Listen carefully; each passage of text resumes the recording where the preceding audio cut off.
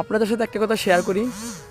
যখন আমার ID monetization ছিল না বা ইনকাম ছিল না, তখন আমি খুব মনোযোগ সহকারে কাজ করতাম। প্রত্যেকটা দিন ভিডিও আপলোড করতাম, প্রত্যেকটা মুহূর্ত ফোনটা হাতে নিয়ে থাকতাম কেউ একটা কমেন্ট করলে তার রিপ্লাই করার জন্য।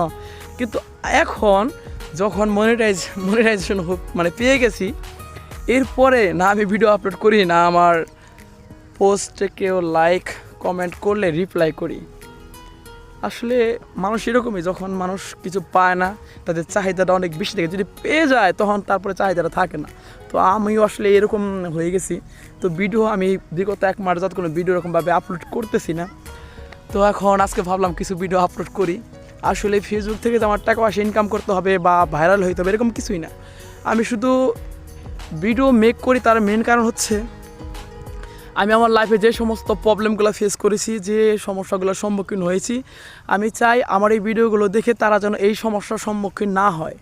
এইটুকুই, জাস্ট সবাই যেন ভালো থাকে। আমি যেরকম সবসময় নিজেকে ভালো রাখি, এনজয় করি, তো সবাই চাই যে এরকমভাবে দিনকাল কাটুক, কেউ যেন কষ্ট, মানসিক চাপ পেরায় যেন না থাকে।